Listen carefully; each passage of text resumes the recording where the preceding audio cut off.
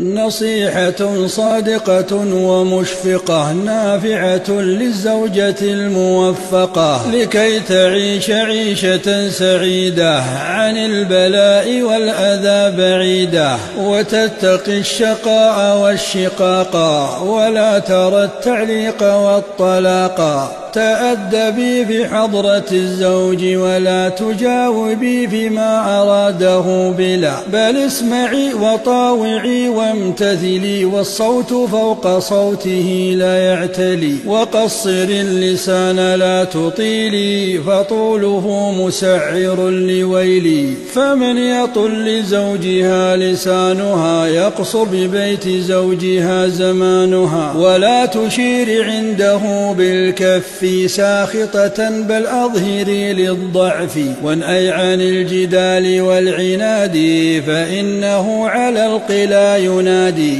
لا تجرحيه بسنان القول فإنه مستجلب للهول. كوني به ودودة ومشفقة محسنة في جذبه موفقة. تلطفي عند الكلام واخضعي وأسعدي في منظر ومسمعي، وأسمعيه كل قول طيب والمسك والأطياب لا تغيبي. أريه فيك رقة الإناث أغنيه عن مثنى وعن ثلاث. وحاذر التنكيد والتشكي ولا تمارضي ولا تشكي. وأكرمي أبا له وأما وإخوة وصحبة ورحما. قومي بأمر البيت والأولاد فتركه داعية الفساد. ولتطبخي في البيت دون ما كسل فإن طبخ البيت حلو لا يمل. لا تطلبي من مخبز ومطعم فذا مضر بالجيوب والفم. وعلمي البنات شغل المطبخ لا خير في بنت إذا لم تطبخي. لا تسمعي للمرأة الكيوت فإنها الخراب للبيوت. وحاذر المفسدة المخببة فبينها وبين إبليس شبه. كم أفسدت من البيوت ويحها وأذهبت بعد وئام ريحها. من طاوعتها لم تجد إلا الندم وكم بكت لا بالدموع بل بدم. وحاذري من فكرة النسوية فإنها مسمومة كالحية. تروم خلع الزوج والرقيب كيما تغيب دون ما حسيبي.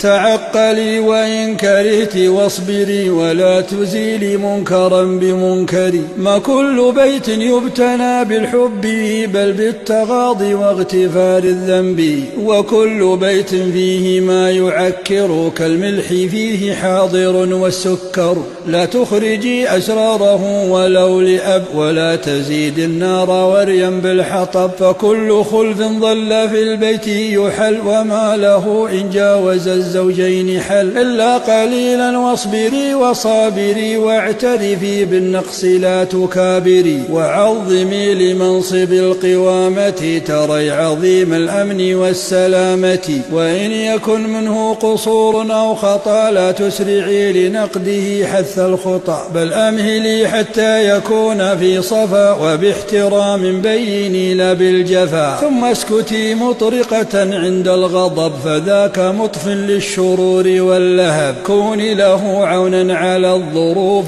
واقتصدي في الصرف والمصروف. كوني له في بيته كما يحب يكن لك المحب فوق ما يجب. للزوج حق وعليه واجب وسعيه إن لم يؤد خائب. أد الذي عليك ثم طالبي بالرفق والحسن بكل واجب. وإن يقصر فيك لا تقصري كل امرئ بحصد زرعه حري. ستحمدين الصبر لا تستعجلي والليل مهما طال سوف ينجلي. فعوض الرحمن بحر لا يحد في صحة وفي صلاح للولد. أما الثواب فثواب الصابر بلا حساب بل بجود الغافر. فاحتسبي ذا عنده تعوضي كم صابر عوضه حتى رضي. وأنت يا أختاه كل المجتمع نصف بعد ثم نصف بالتبع، لأنك المسؤولة المربية لنصفه، فنعم تلك التربية. فمنك كل الخير فيه يغرس، على الرشاد والهدى يؤسس. فأنت مثل القلب للأجساد، أصل الصلاح منك والفساد.